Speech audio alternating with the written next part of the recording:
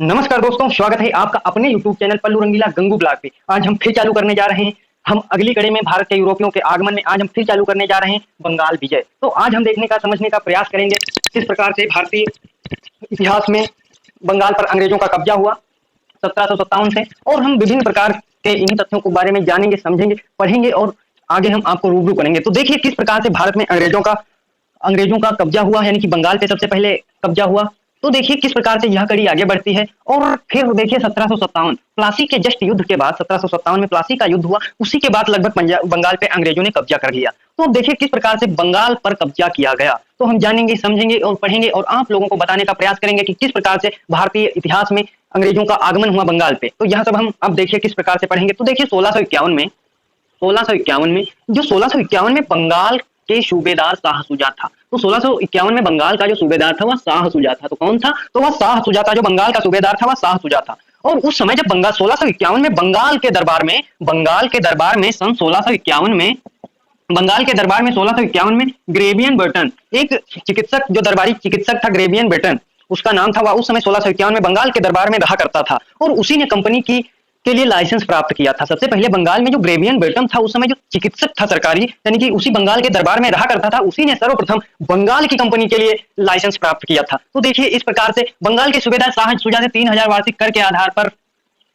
बंगाल में व्यापार बंगाल में व्यापार कर सकते थे सूबेदार शाह सुजा। और अब देखिए, और अंग्रेजों ने 3000 वार्षिक कर देकर पूरे बंगाल पर व्यापार करने की अनुमति प्राप्त कर ली। और देखिए बिहार उड़ीसा के साथ मुक्त व्यापार की अनुमति और प्राप्त कर ली। और 1651 में ही अंग्रेजों ने बिहार उड़ीसा के साथ मुक्त व्यापार की अनुमति भी प्राप्त कर ली। ये जो इस समय बिहार उड़ीसा, ये पुराने समय में लगभग 1651 में जब मुगलों का लगभग दिल्ली पे शासन चलता था, तो उस समय अंग्रेज जो थे, अंग्रेज ने बंगाल पे 3000 वार्षिक कर के बदले व्यापार करने का अधिकार प्राप्त कर लिया। और बंगाल के ही अंतर्गत तब उड़ीसा और बिहार आते थे, बंगाल के ही अंतर्गत उड़ीसा और बिहार आते थे, और उस समय मुक्त व्यापार की अनुमति प्राप्त कर ली। ठीक, तो 1651 में जो ग्रेवियन बर्टन था, यह अंग्रेजी चिकित्सक था।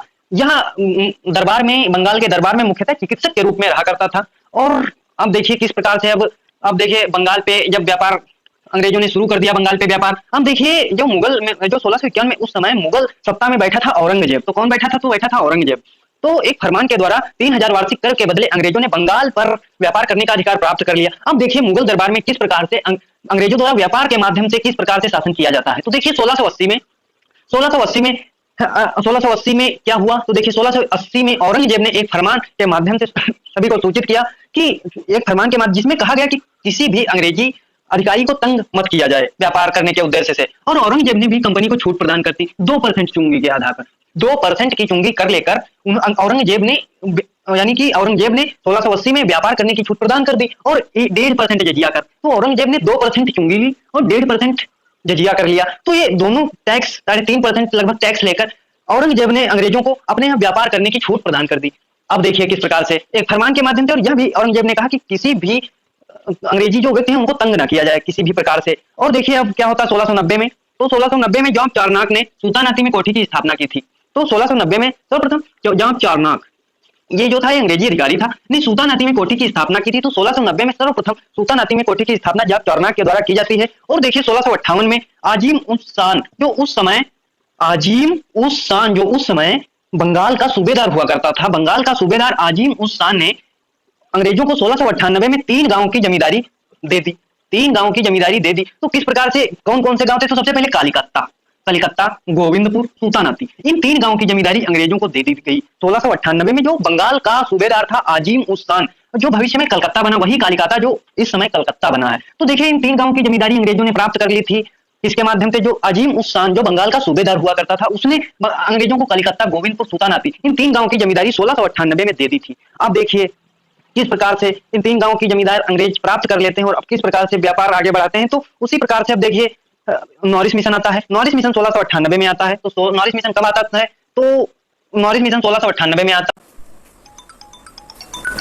1698 में नॉरिस मिशन आता है और औरंगजेब के दरबार में आया। ये जो नॉरिस था, एक अधिकारी था, यह औरंगजेब के दरबार में आया था और एक नई कंपनी जो जॉन नॉरिस था, एक नई कंपनी की स्थापना करना चाहता था। उसका यह मकसद था, उस कंपनी का नाम था the company in the east, the company trending in the east. यानी कि जो दूसरी कंपनी ईस्ट इंडिया के अलावा कंपनी जो थी वह नॉरिस मिशन के अंतर्गत अंग्रेज भारत में लाना चाहते थे। तो कौन था वो? जॉन नॉरिस मिशन 1698 में औरंगजेब के दरबार में आया था दूसरी कंपनी का लाइसेंस प्राप्त करने हेतु। तो उस कंपनी का नाम था the company trending in the east.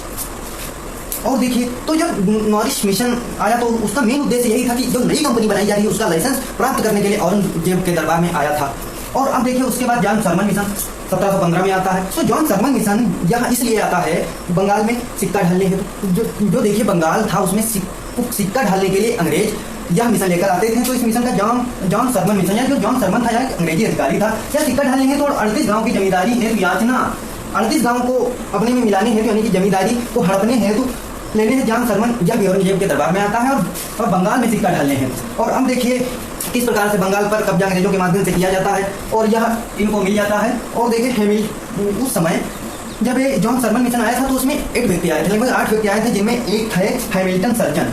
जो हैमिल्टन सर्जन था इसी के द्वारा लगभग बंगाल पर कब्जा यानी कि भारत में यूरोपीय कंपनियों का आगमन इसी के माध्यम से हुआ। लगभग पूर्णतः शासन इसी के माध्यम से लागू कराया गया। जो हैमिल्टन सर्जन था इससे इस प्रकार से भी जो हैमिल्टन सर्जन था वह उस समय जो बंगाल जो फर्रुखसियर था इसके इलाज करने में सफलता प्राप्त कर ली थी। और इसलिए फर्रुखसियर इस पे खुश होकर अंग्रेजों को विभिन्न प्रकार की छूटें प्रदान कर दिया था, जिससे कि उन्हीं छूटों के द्वारा अंग्रेजों को विभिन्न प्रकार के कठिनाइयों से नहीं सामना करना पड़ा और बहुत आसानी के माध्यम से अंग्रेजों ने राज कर लिया। तो देखिए हैमिल्टन सर्जन कौन था? तो हैमिल्टन सर्जन ने फर्रुखसियर का इलाज किया सफलतापूर्वक, जिससे प्रसन्न होकर 1717 में शाही फरमान जारी किया। तो 1717 में फर्रुखसियर ने शाही फरमान जारी किया गया, जिसमें अंग्रेजों को 3 छूटें दी गई। देखिए ये जो थी ये जॉन हैमिल्टन, इस समय हैमिल्टन सर्जन की बात चल रही है, यही सबसे बड़ी बर्बादी की नींव थी, यही सबसे बड़ी बर्बादी की नींव थी, क्योंकि फर्रुखसियर ने विशेष प्रकार की छूटें दे दी थी जो कि एक बंगाल के शासक को नहीं देनी थी अंग्रेजों को, विदेशी व्यापारियों को। और उसी प्रकार से कौन कौन सी छुट्टी थी उनको हम जानने का समझने का प्रयास करेंगे। तो देखिए किस प्रकार से 3000 रुपए के बदले में कंपनी को मुक्त व्यापार करने की अनुमति, मात्र 3000 रुपए में कंपनी को मुक्त व्यापार फ्री में ट्रेड करने के लिए अनुमति दे दी फर्रुखसियर ने एक फरमान के माध्यम से।